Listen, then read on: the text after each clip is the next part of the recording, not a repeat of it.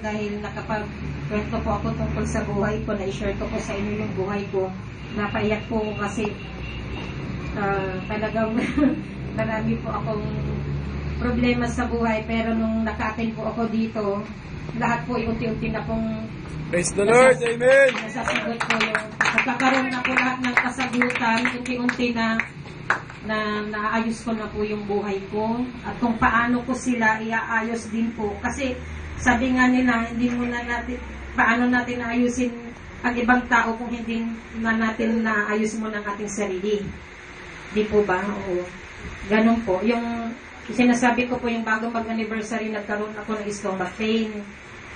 So sabi ni Sister Arlene nung nagpagamot po ako dito right after the yung anniversary po, sabi ko, parang iniisip ko, parang nahihiya ako, magpapagamot ba ako o hindi? Kasi syempre, nasa medical din po ako, kaya mag-take na lang ako ng gamot, pero nag-rely pa rin ako sa Panginoon. Sabi ko, hindi naman kung kayo po yung nandito, Ama, sabi ko, kayo na lang po ang, kasi kayo ang the great healer. Praise the Lord, Amen! Walang ibang makapagpapagaling sa akin. Sabi ko, kailanman hindi ko yung kakayahan ko. Kasi kahit nandyan pa yung mga libro ko na means, pwede kong tingnan po. Pero nung sabi ko, sige, maghihintay na lang ako kasi si Sister Alin lakad dito ng after the anniversary, meron natang inaasikasong bisita po na kaklase nila. Sabi ko, sige, maghihintay po ako, Panginoon. Sa isip ko lang, kahit anong oras si Sister Arlene na mag-entertain ng bisita niya dyan, ang mahalaga, ikaw naman po yung magpapagaling sa akin. Yun nga, nahihiya akong lumapit sa kanya kasi baka kung marami pa siyang kailangan gawin. At saka kung maaaring ayoko kasing mag-abala pa sa isang tao na alam ko naman pong marami rin din pong pinagkakaabalahan na ginagamit din po si Sister Aline sa Panginoong Diyos. Kung hanggat makakaya ko, kakayanin ko. Pero sa pagkakataong yun talaga po, taos-puso po akong po talaga, isinuko po ang sarili ko para maggumaling ako.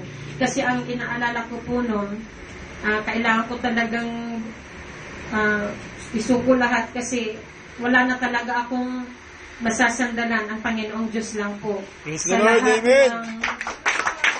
Pang-araw-araw sa buhay natin. Sabi ko, paano ako, kung wala ka, mahal na Ama, sabi ko, lagi ko siyang pinakausap. Every time na mayroon akong mga agam-agam sa isip ko, paano ko makakaya lahat kung hindi ako magiging malakas. Kailangan talaga maging matibay, yung tibay ng loob po natin na talagang mapaglilingkuran siya para mapaglingkuran din po natin na taus-puso din sa puso natin, mapaglingkuran din natin ang kapwa natin. Opo, ganun na lang po. Tapos, yun nga po yung araw na yun, nung nagsabi ni Sister Arlene, sige, magsangan ka na lang ng, sabi na yung bigas. First time ko pong marinig po yan kasi nga, puro gamot po yung kasi yung mga ginagamit ko pag nagkaroon ako ng sakit ng ulo. Sabi po niya, ay, ganun po ba? Sabi ko nung hinawakan ako ni Sister Arlene, habang hinawakan ako ni Sister Arlene, sabi ko, Panginoon ko, Yesu Cristo, kung ginagamit mo si Sister Arlene na isang instrumento mo, sabi ko, ikaw na po ang bahala sa akin at pagpapasalamat ko po lahat sa mga pagmamahal na ibinibigay niyo po sa amin dito. Ganun po pinasalamatan ng Panginoon. Tapos po nung umuwi na ako, sabi ko mamaya na lang ako magsasabag ng bigas. Kasi matigas din po ang ulo ko eh. Ang ibig ko pong sabihin, although alam ko na po na tiwala na po ako sa sarili ko na hindi na muna ako magsasangag ng bigas. Baka mamaya wala naman na itong sakit ng stomach pain ko. Sabi ko. Pero nung umabot na hanggang kasi magsasangag, ang ibig kong sabihin, yung gagawin ko na po sana the next day, minuto lang po yun, seconds lang. Nung pag alis ko dito, pag uwi ko, medyo sumakit pa ng kaunti. Pero nung uminom na ako ng tubig, tapos nag-ano ko sa altar, sabi ko, Panginoon, tuluyan niyo na po akong pagalingin para hindi na lang po ako sabi ko. Yun na, hindi na po, nagtiwala na po sa Panginoon na hindi ko na ginawa yung sinabi ni Sister Arlene. Actually, nag-ano pa ako kasi acidic nga ako, sabi ni Sister Arlene, ano pa rin ako, sinuway ko pa rin ng Panginoon, nagtimpla pa rin ako ng kape. Sabi ko, kasi favorite ko talaga yun, yung mag-ano ng coffee. Sabi ko, uminom pa rin ako. Patawarin ako ng Panginoon, pero yung araw ay hanggang gabi po yun, nagtimpla ulit ako. Sabi ko, naku, hindi naman sumasakit yung tiyan ko, sabi ko. Pero nung sumunod na araw, doon ko na nalaman na ay kahit na pala uminom ako ng kape, hindi na pinasakit ang tiyan ko na, sabi ko hindi na pinasakit ng Panginoon ang tiyan ko, sabi ko. Doon ko ngayon naalala si Sister Arlene. Sabi ko, teka, pinagaling pala ako ng Panginoon. Yun po, doon ko nakita po yung pagmamahal ng Panginoong Jesucristo sa atin. Na hanggang ngayon po, wala na po ako nararamdaman. Praise the Lord, amen.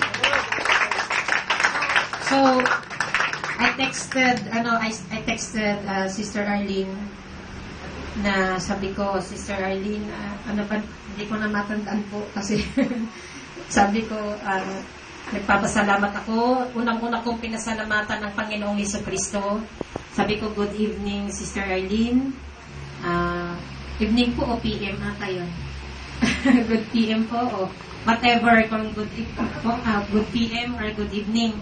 Sabi ko, unang-una, pinapasalamatan ko ang Panginoong Jesucristo sa, ano po yun,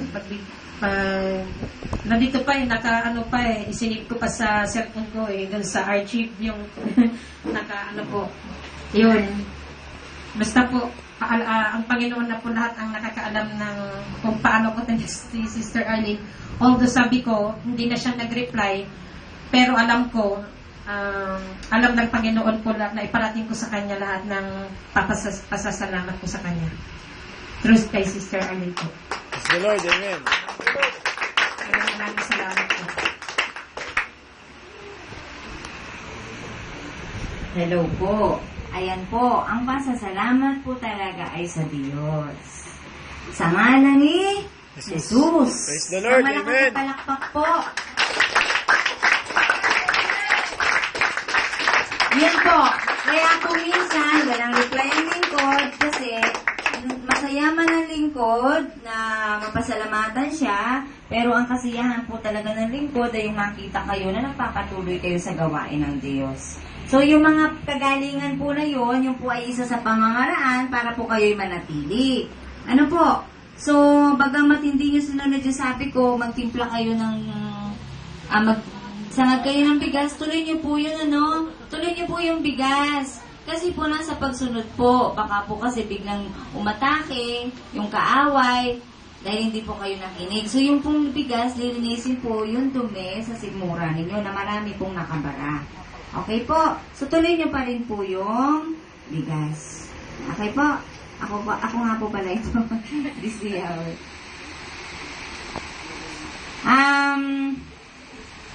Huwag po kayo magdaramdam kung di ko kayo nare-reply, ha? Basta ang mahalaga po, nakapag-send kayo ng message, pasasalamat kay God, enough na po yun. Kagaya nga po na sinabi kanina, huwag po tayo maghahanap mula sa tao. Magbigay na lang po tayo para kay God.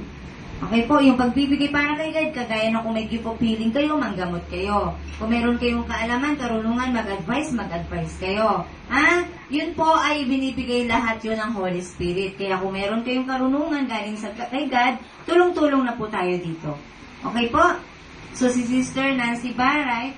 Right? Sister Nancy, may gift ka po kay God sa panggagamot. Discover mo po yan. Okay po? I-discover mo po. Kapag meron ka pong nararamdaman, gamitin mo po yung palad mo, kasama po dyan yung langis, kasama po dyan yung asin, and yung kandila, and yung prayer. Okay po?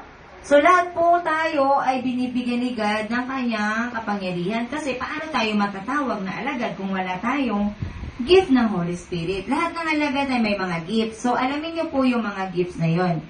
Okay po? So, ako po ay nagpapasalamat unang-una sa father ni Beverly.